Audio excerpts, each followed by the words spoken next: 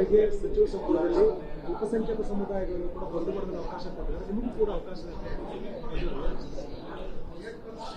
ಕಾಂಗ್ರೆಸ್ ಪಕ್ಷದ ವರಿಷ್ಠರಿಗೆ ನಾನು ಧನ್ಯವಾದಗಳನ್ನು ಹೇಳಕ್ಕೆ ಬಯಸ್ತೇನೆ. ರಾಹುಲ್ ಗಾಂಧಿ ಅವರಿಗೆ, ಮಲ್ಲಿಕಾರ್ಜುನ್ ಖರ್ಗೆ ಅವರಿಗೆ, ಡಿ ಕೆ ಶಿವಕುಮಾರ್ ಅವರಿಗೆ, ಆ್ಯಂಡ್ ವಿಶೇಷವಾಗಿ ನನ್ನ ನಾಯಕರಾದಂಥ ಸಿದ್ದರಾಮಯ್ಯನವರಿಗೆ, ಅವರು ನನ್ನನ್ನು ಬೆಂಬಲಿಸಿ ಪ್ರೋತ್ಸಾಹಿಸಿ ಬಹಳಷ್ಟು ರಾಜಕಾರಣದಲ್ಲಿ ಸಹಾಯ ಮಾಡಿದ್ದಾರೆ ಸಿದ್ದರಾಮಯ್ಯನವರು. ಅವರೆಲ್ಲರಿಗೂ ನಾನು ಧನ್ಯವಾದಗಳನ್ನು ಅರ್ಪಿಸ್ತೇನೆ. ಕಾಂಗ್ರೆಸ್ ಪಕ್ಷ ಸಾಮಾಜಿಕ ನ್ಯಾಯ ಮೇಲೆ ನಂಬಿಕೆ ಇಟ್ಟಿರ್ತಕ್ಕಂಥ ಪಕ್ಷ. ಈ ಸಮಾಜದ ಎಲ್ಲ ವರ್ಗದ ಜನರಿಗೆ ಪ್ರಾತಿನಿಧ್ಯವನ್ನು ಕೊಟ್ಟಿರ್ತಕ್ಕಂಥದ್ದು ಮತ್ತು ಎಲ್ಲ ವರ್ಗದ ಧ್ವನಿ ಈ ಸರ್ಕಾರದ ಏನು ಡಿಸಿಷನ್ ಮೇಕಿಂಗ್ ಇದೆ, ತೀರ್ಮಾನಗಳು ಆಗ್ತಾ ಇರ್ತಕ್ಕಂಥ ಸಂಪುಟದಲ್ಲಿ ಇರಬೇಕು ಅಂತ ಕಾಂಗ್ರೆಸ್ ಪಕ್ಷದ ಆಶೆ. ಆ ಆಶಯ ತಕ್ಕಂತೆ ನಮ್ಮಂಥವ್ರಿಗೆ ಎಲ್ಲರಿಗೂ ಅವಕಾಶ ಸಿಕ್ಕಿದೆ. ಬೇರೆ ಯಾವ ಪಕ್ಷದಿಂದನೂ ಈ ನಿರೀಕ್ಷೆ ಮಾಡೋದಕ್ಕೆ ಸಾಧ್ಯ ಇಲ್ಲ. ಈ ಬಾರಿ 34 ಒಟ್ಟು ಹುದ್ದೆಗಳಲ್ಲಿ 23 ಹುದ್ದೆಗಳು ಅಹಿಂದ ವರ್ಗಕ್ಕೆ ಸಿಕ್ಕಿದೆ, ಅಲ್ಪಸಂಖ್ಯಾತ ದಲಿತ ಮತ್ತು ಹಿಂದೂ ವರ್ಗಕ್ಕೆ ಸಿಕ್ಕಿದೆ. ಇದು ಯಾವ ಫಾರ್ಮುಲಾ? ನೋಡಿ, ಈ ಸಮಾಜದ ಅತಿ ಹೆಚ್ಚು ಜನಸಂಖ್ಯೆ ಇರತಕ್ಕಂಥದ್ದು ಅಹಿಂದ ವರ್ಗದು. ಯಾರು ದಲಿತರು, ಅತಿ ಹಿಂದುಳಿದ ವರ್ಗದವರು, ಅಲ್ಪಸಂಖ್ಯಾತರು. ಅದೇ ಆ ಸಮಾಜದ ಒಂದು ಇದೇ ಬಿಂಬಿಸಬೇಕಲ್ಲ ಸಂಪುಟದಲ್ಲಿ. ಆ ನಿಟ್ಟಿನಲ್ಲಿ ಅಹಿಂದ ವರ್ಗಕ್ಕೆ ಒಂದು ದೊಡ್ಡ ಮಟ್ಟದ ಒಂದು ಶೇರು ಈ ಬಾರಿ ಅಧಿಕಾರದ ಹಂಚಿಕೆಯಲ್ಲಿ ಕೊಟ್ಟಿದ್ದಾರೆ. ಕಾಂಗ್ರೆಸ್ ಪಕ್ಷದ ನಾಯಕತ್ವಕ್ಕೆ ನಾನು ಧನ್ಯವಾದಗಳನ್ನು ಅರ್ಪಿಸ್ತೇನೆ.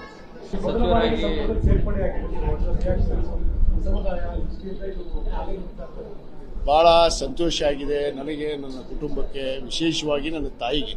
ಯಾಕಂದರೆ ಮಾಜಿ ಶಾಸಕರು ಏನು ಹಲವಾರು ವರ್ಷಗಳಿಂದ ಪಕ್ಷದಲ್ಲಿ 3ನೇ ತಲೆಮಾರಾಗಿ ನಾನು ಪಕ್ಷದ ಶಿಸ್ತಿನ ಸಿಪಾಯಿಗೆ ಇವತ್ತು ಬಂದಿದ್ದೆ.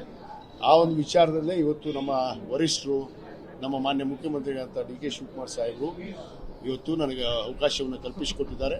ಖಂಡಿತವಾಗಿ ಅವಕಾಶಕ್ಕೆ ತಕ್ಕನಾಗಿ ಇವತ್ತು ಏನು ಪ್ರತಿಯುಕ್ತವಾಗಿ ನಾನು ಏನು ಕೆಲಸಗಳನ್ನು ಮಾಡಬೇಕು, ಯಾಕಂದರೆ ನನ್ನ ತಂದೆಯವರಿಂದ ನಾನು ಹಲವಾರು ಅನುಭವಗಳನ್ನು ಪಡೆದಿದ್ದೇನೆ.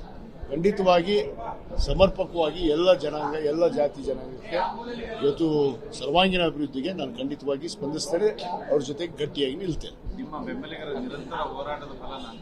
ಖಂಡಿತವಾಗಿ ನನ್ನ ಕ್ಷೇತ್ರದ, ನನ್ನ ಜಿಲ್ಲೆಯ ಜನತೆ ಇವತ್ತು ಬಹಳಷ್ಟು ಒಂದು ಹಾರೈಕೆಯನ್ನು ದೇವರ ಹತ್ರ ಪ್ರಾರ್ಥನೆ ಇಟ್ಕೊಂಡು, ಅದಕ್ಕೆ ಹೇಳ್ತಾರೆ ನಮ್ಮ ನಾಯಕರಂತ ಸನ್ಮಾನ್ಯ ಡಿ ಕೆ ಶಿವಕುಮಾರ್ ಸಾಹೇಬರು ಹೇಳ್ತಾ ಇರ್ತಾರೆ, ಪ್ರಯತ್ನ ವಿಫಲ ಆಗ್ಬೋದು ಆದರೆ ಪ್ರಾರ್ಥನೆ ವಿಫಲ ಆಗಲ್ಲ ಅನ್ನೋದಕ್ಕೆ ಇವತ್ತು ನನಗೂ ಒಂದು ಉದಾಹರಣೆ ಅದೇ ಆಗಿದೆ ಅನ್ನೋದು ಮಾತನ್ನು ಹೇಳಕ್ಕೆ ಇಚ್ಛೆಪಡ್ತೇನೆ. ಗುರುಗಳ ಒಂದು ಅನುಗ್ರಹ, ಆಶೀರ್ವಾದ ಕೂಡ ಪಂಚಪೀಠಾಧೀಶ್ವರ ಆಗಿರ್ಬೋದು, ಈ ನಾಡಿನ ಎಲ್ಲ ಹರಗುರು ಚರಮೂರ್ತಿಗಳ ಆಶೀರ್ವಾದ ಅಂತ ಹೇಳ್ತಾರೆ. ಖಂಡಿತವಾಗಿ ನಿರೀಕ್ಷೆ ಇದೆ, ಅದನ್ನು ಮುಕ್ತವಾಗಿ ಚರ್ಚೆ ಮಾಡಿ.